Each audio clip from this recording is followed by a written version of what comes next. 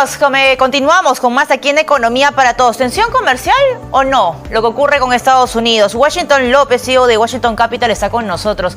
¿Qué tal, Washington? Después de bastante tiempo, nos vemos en un contexto, muy particular, el de Donald Trump a la cabeza. Totalmente, vale. Bueno, un placer nuevamente estar por Perú y estar en tu programa. Gracias por la invitación y un saludo a toda la audiencia. Y sí, exactamente recuerdo la última entrevista que tuvimos, que justo me mencionaste cuáles eran las estrategias que podía tomar un inversor en un escenario donde tenías una guerra con Rusia y Ucrania, en donde ya se veían estos conflictos geopolíticos. Sí. Y claro, tenías elecciones en México, elecciones en Estados Unidos, Uf. y no tenías bien claro el panorama en que Trump iba a ser el ganador, ¿no? Porque tenías una Kamala que venía también haciendo una campaña interesante en el gobierno americano.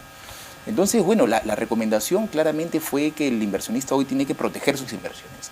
En ese momento el oro valía $1.800, $2.000 la onza. Hoy está alcanzando máximos de $3.000 la onza.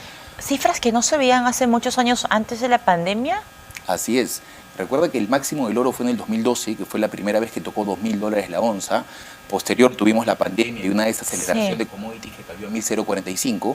Y actualmente el oro ha hecho un 100% en un transcurso de 10 años, que es el activo refugio libre de riesgo y donde todas las economías tienen los bancos centrales toda la política monetaria de todos los países. O sea, se ha vuelto más valiosa de lo que ya era. Así es, más seguro, más valioso y en definitiva bancos de primer nivel como JP Morgan, Morgan Stanley hablan de que el oro va a continuar la tendencia alcista y debería llegar en los próximos 3 años a $5.000 la onza, lo cual es una gran noticia para la economía peruana y para las economías emergentes en general que dependen de los commodities, ¿no? Ahora, este tema de los aranceles que se había advertido por parte de Donald Trump cuando él asume el 20 de enero, hace algunos días, y luego entra una especie de stand-by con Canadá, con México, pero fíjate cómo fue la reacción inmediata con Colombia. Nos pone a nosotros, al Perú, digamos, en medio como una gente que está mirando lo que ocurre alrededor sin perder el radar de que es nuestro aliado comercial por excelencia, igual que China. Sí. ¿De qué manera esto podría de repente mover un poco el ajedrez económico, político, geopolítico, digamos, en la parte de LATAM?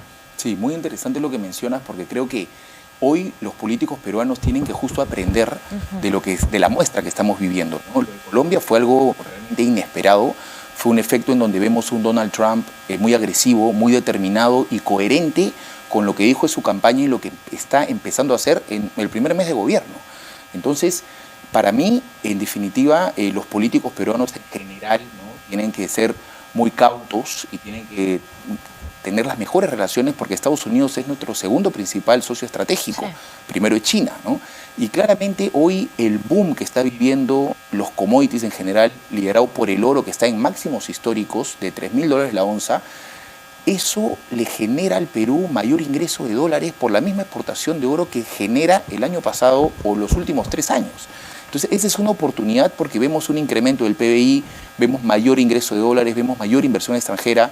Hoy Perú se puede volver, como siempre en algún momento hablamos, la joya de Latinoamérica, pero lamentablemente no tenemos ese factor político como lo tiene Argentina, que hoy todo el mundo y diarios o medios de prensa como New York Times, Barclays y otros escenarios hablan de que en definitiva Milei está haciendo una gran campaña en Argentina.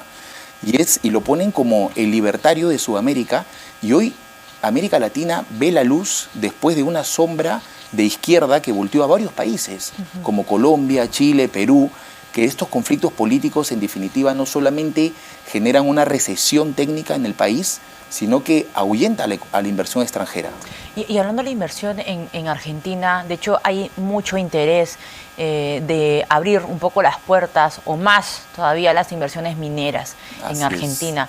¿Esto podría reconfigurar? ¿Podría ser Argentina, digamos, un actor a quien Perú debería estar viendo con bastante cuidado y eso implica pues acelerar también un poco las inversiones en nuestro país, meterle un poco más de cariño al tema de las exploraciones mineras? Ya lo conversábamos con el invitado anterior. Sí, totalmente de acuerdo. Si vemos la última nota que le hicieron a Roque Benavides, el CEO de Buenaventura, él hablaba de que Argentina era un mercado totalmente potencial y que ellos estaban explorando empezar a invertir o asociarse con algunas mineras juniors para generar la explotación. Recordemos que Argentina en el gobierno anterior tenía dos tipos de cambio. Y la diferencia en estos tipos de cambio entre el cambio blue y el oficial era casi 100% de diferencia. Sí. Por lo cual, las mineras principales de oro en Argentina no era rentable exportar el oro, porque le pagaban prácticamente el 50% por debajo del valor. Pero esto ha cambiado totalmente. Esto cambió porque hoy el tipo de cambio blue con el oficial están casi a la paridad. Sí, sí. Entonces, eso es un efecto de Milei. Milei pudo generar este cambio que le llaman la resurrección de Argentina, el renacer de Argentina, y claro ejemplo lo vemos en la bolsa y en las principales acciones, ¿no? Argentina es por tercer año consecutivo la tercera bolsa más rentable del mundo, y acciones como YPF, IRSA, Banco Macro han logrado rendimientos más de 300% en los últimos 2 años. Entonces esto nos da un ejemplo a seguir, porque claramente Argentina consta tal vez de las mismas materias primas y de los mismos recursos que goza Perú. Sin embargo, con este efecto político, hoy el mundo está mirando a Argentina. Con mucho interés, con mucho interés. Pregunta ya para el cierre, Washington.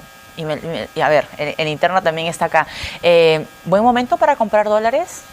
Mira, ¿Cómo pinta la cosa? Qué buena pregunta. Yo creo que el tipo de cambio en definitiva va a continuar fluctuando porque son dos fuerzas que las vemos lateralizando entre 3.85, 3.65, pero se mantiene esa barrera, ¿no?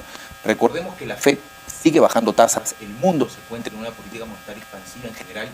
Sin embargo, lo que viene generando el Perú en base al Banco Central, y felicito públicamente a Julio Velarde, porque no solamente logra controlar la inflación, hoy la inflación en Perú está en 2%, el rango meta por excelencia, Sí. y el PBI volvió al rango de 3%. Entonces se logró el objetivo del Banco Central de poder bajar las tasas de interés, reactivar la economía, llamar mayor inversión extranjera, y en definitiva el tipo de cambio se mantuvo en un rango de 3.70, 3.75. ¿Se va a mantener en eso? Yo creo que el tipo de cambio en general, de acuerdo a toda la incertidumbre política, podría trepar justamente al alza.